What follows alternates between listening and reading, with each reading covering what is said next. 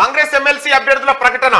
మహేష్ బల్మూర్లకు అధిష్టానం అవకాశం. ఒకసారి మహేష్ అన్నతోని బల్మూర్తో మాట్లాడే ప్రయత్నం చేద్దాం, వాళ్ళని కంగ్రాట్ చేద్దాం. వెంకట్ లేడా అండి?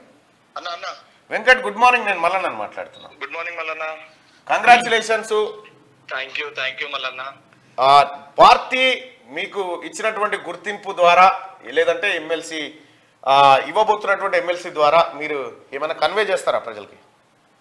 మల్లన్న, మొదటగా మీరు మీ లెక్క జర్నలిస్టులు అందరూ ఏదైతే గతంలో నేను చేసిన పోరాటాన్ని రాష్ట్ర వ్యాప్తంగా చూపించడం కానీ నా పోరాటానికి మీరు ఒక ధైర్యాన్ని స్ఫూర్తినిచ్చి సపోర్ట్ చేసినందుకు మీ అందరికీ ప్రత్యేకంగా ధన్యవాదాలు తెలియజేస్తూ, దాంతోపాటు ఏదైతే కాంగ్రెస్ పార్టీ నాయకత్వం రాష్ట్ర నాయకత్వం రేవంత్ అని వచ్చినాక నాసంటి ఒక కార్యకర్త కూడా కష్టపడితే తప్పనిసరిగా కష్టపడడానికి ఫలితం ఇంటికి వస్తుందని చెప్పి సీఎం గారు, డిప్యూటీ సీఎం గారు అందరు ఏకాభిప్రాయంతో మంత్రులందరూ, దానితో పాటు రాహుల్ గాంధీ గారు, కేసీ వేణుగోపాల్ కేంద్ర నాయకత్వం, ఖర్గే గారు వాళ్ళు ఇచ్చిన అవకాశానికి కేంద్ర నాయకత్వానికి రాష్ట్ర నాయకత్వానికి ముఖ్యంగా కాంగ్రెస్ పార్టీ ప్రతి కార్యకర్తకి కేవలం నాకు గాయాలు ఎమ్మెల్సీ వచ్చినట్టు అయితే కాంగ్రెస్ పార్టీలో యువకులకి విద్యార్థులకు అందరికి ఒక ప్రతినిధిగా నాకు అవకాశం ఇచ్చినందుకు తప్పనిసరిగా అందరికీ అందుబాటులో ఉంటాను.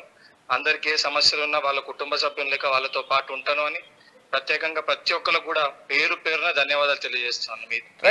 రైట్ వెంకట్, ఇప్పుడు గెలుపు లాంఛనమే, ఇబ్బంది ఏమి లేదు. ఇక వెంకట్ 29 తారీఖు తర్వాత ఎమ్మెల్సీ వెంకట్ గా మారబోతా ఉన్నాడు. నీ కుటుంబానికి సంబంధించినటువంటి హ్యాపీనెస్ కానీ లేకపోతే వాళ్ళ ఆలోచన ఎట్లా ఉంది మీతో? మళ్ళీ ఎందుకంటే చిన్నతనంకి వెళ్ళి అతి కష్టంగా మీరు కూడా అనేక సందర్భాల్లో చూసిండ్రు. అంటే ఎప్పుడు కూడా హేళనగా ఎగతాళిగా ఏమైతుంది అని చెప్పని హుజరాబాద్ ఎన్నికల తర్వాత కూడా ఎగతాళి చేసినట్టు మాట్లాడారు. 3000 ఓట్లు వచ్చినాయి. ఎన్నో బాధలు ఎదుర్కొని ఆఖరికి ఎట్టకేళ్ళకి కాంగ్రెస్ పార్టీ కష్టపడితే ఏ రకంగా రికగ్నైజ్ చేస్తుంది అన్నాక చిన్నతనంలో మా తండ్రిని కోల్పోయి మా తల్లి అంటే ఒక మధ్య తరగతి కుటుంబంలోకి వెళ్ళి వచ్చిన అన్ని విధాలుగా ప్రోత్సహించి కష్టపడి నేను జైలు పాలే ఎముకలు ఎరిగితే ఇన్ని రోజులు దాదాపు 9 సంవత్సరాలు ఏడిపోయి ఉండే. ఏదో ఒక రోజు జరుగుతుంది న్యాయం అని వాళ్ళు ఉండే. నా ఫ్యామిలీ మెంబర్స్, మా అన్న, మా పిన్ని, మా వదినే అందరు కూడా చాలా హ్యాపీగా ఉన్నారు. ఈ హ్యాపీనెస్ తప్పకుండా ఇది కేవలం నా ఒక్కని ఫలితం కాదు. ప్రతి ఒక్క ఎన్ఎస్వై కార్యకర్త ఈ రోజు నన్ను ఈ స్థాయిలో అంటే నా పోరాటంలో భాగస్వాములైన ప్రతి ఒక్క శ్రేణులు అంటే వాస్తవంగా నా కళలు కూడా అనుకోలే మళ్ళీ నేను మీతో కూడా అనేక సందర్భాల్లో నేను మాట్లాడినా మళ్ళా ఏంది పరిస్థితి ఏమైతుందని టెన్షన్ పడకు తమ్ముడు మేమందరం లేమా అని చెప్పి మీరు కూడా ఎన్నో సందర్భాల్లో నాకు ధైర్యాన్ని ఇచ్చిర్రు. సో ఈ రోజు అంటే నా జీవితంలో ఇది ఒక అంటే ఒక స్టెప్పింగ్ స్టోన్ లెక్క అన్న. అంటే నేను ఏది ఊహించింది ఈ రోజు నా జీవితంలో జరిగింది. దానికి ఎంత చెప్పినా తక్కువనే. మీ సొంటోళ్ళందరికీ, పెద్దలందరికీ, పార్టీ నాయకులకు అందరికీ, నా కుటుంబ సభ్యులకు అందరికీ పాదాభివందనాలు తెలియజేస్తున్నాం వెంకట్. ఎందుకంటే నువ్వు పడ్డ కష్టం కల్లారా ఈ ప్రపంచం చూసింది. నువ్వు చేసినటువంటి పోరాటం చూసింది.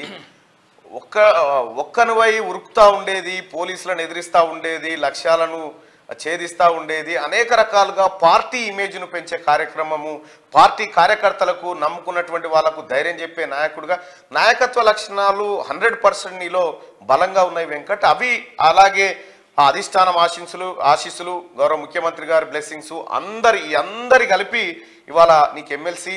అది నిజంగా నీకు ఎమ్మెల్సీ ఇవ్వడం అంటే పార్టీ తనను తాను గౌరవించుకున్నట్టు Venkat. Thank you so much Venkat. నేను వస్తున్నా. అది బల్మూర్ వెంకట్కి సంబంధించింది. ఇక